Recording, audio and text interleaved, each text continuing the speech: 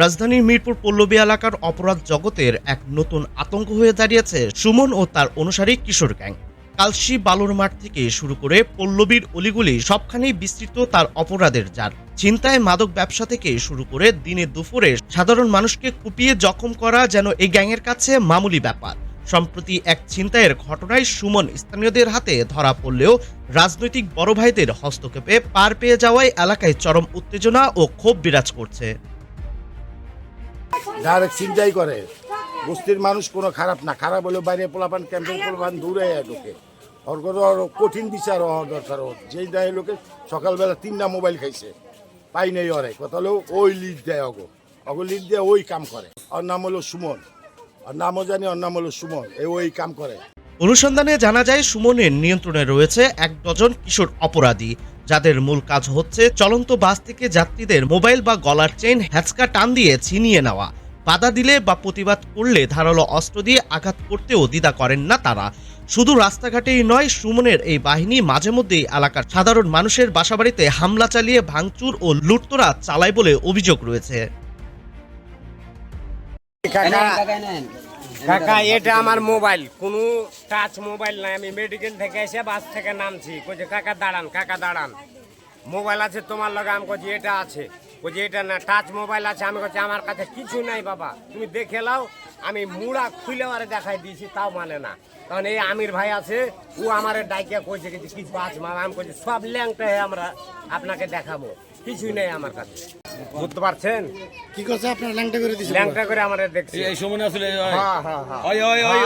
আমি পোলাকে দেখে এলাম, তো এই পোলাই।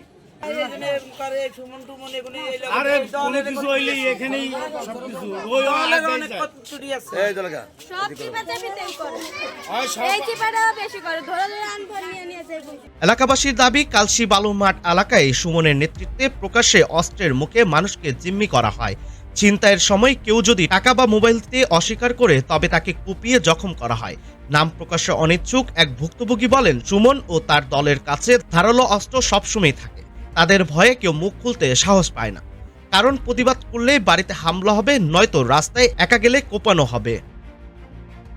গত 2 দিন আগে পল্লবী এলাকায় ছিনতাই করার সময় সুমনকে হাতে নাতে ধরে ফেলে বিক্ষুব্ধ জনতা। গণধোলায় দেওয়ার পর তাকে পুলিশের হাতে সোপর্দ করার প্রস্তুতি চললেও ঘটনাস্থলে হাজির হন এলাকার কিছু বড় ভাই তথাকথিত পাতি নেতা, যাদের ছত্রছায়ায় থেকে সকল অপকর্ম চালিয়ে যাচ্ছে এসব সন্ত্রাসীরা। তাদের প্রভাব ও চাপের মুখে শেষ পর্যন্ত সুমনকে ছেড়ে দিতে বাধ্য হয় স্থানীয়রা। অপরাধীর এই বিচারবিহীনতা সংস্কৃতি পল্লবীর সাধারণ মানুষের মধ্যে চরম অনিরাপত্তার জন্ম দিয়েছে। মানে এই মানে চিন্তায় মতো করে রাস্তা মানে আয়া করে দৌড়ে বতি মারে ডুবে আয়া মানে উঠে চিন্তাই করে আয়া বতির ডুবে সব পোলা বানায়, মানে বতির পোলা নাই, উঠের পোলা বানায় আয়া চিন্তাই করে বতি মারে ঢুকে যায় দৌড়াদৌড়ি হয়ে যায়। তাই চাকুমুকুতা ডর বই দেয়, যারা আগবো এরা ডর দেয়া ভার মারবো। ভাই সুমনে অনেক কয়েকটা কাহিনী করছে। এই যে হেলাল আছে না, হেলাল লাগে আরে ল্যাংটা করে স্যার, সেই লোকটা আছে এখনো। কইছি যে স্যার, এবার ছাড়ে না, এরপর ডাক্কে নিয়া আমি কিছু স্যার, এরপর ছাড়ে না। এবার আমি আইসে পর ডাক্কে নিচে এরপরও ওর ল্যাংটা করছে। মোবাইল টোবাইল নিয়ে ওদিকে দৌড় মারা এদিকে বস্তি ভিতরে ঢুকে আর বস্তি পোলাবেন আর আল্লাহ সবসময় একটা যে ঘিয়ারের মতো থাকে। অশান্তি করে পোলাপানের বাইরের মানুষের আঙ্গুর ধরে আঙ্গুর বস্তির মানুষ বস্তির পোলাপান তো এত বড় বড় নাই তো সব। পল্লবী ও কালশী এলাকার বাসিন্দারা এখন নিরাপত্তাহীনতায় ভুগছেন। তাদের অভিযোগ, পুলিশি টহল থাকলেও সুমন ও তার কিশোর গ্যাং কৌশলে তাদের কার্যক্রম চালিয়ে যাচ্ছে। এলাকার শান্তি ফিরিয়ে আনতে সুমন সহ এই বাহিনীর প্রতিটি সদস্যকে দ্রুত গ্রেফতার ও দৃষ্টান্তমূলক শাস্তির দাবি জানিয়েছেন স্থানীয় বাসিন্দারা।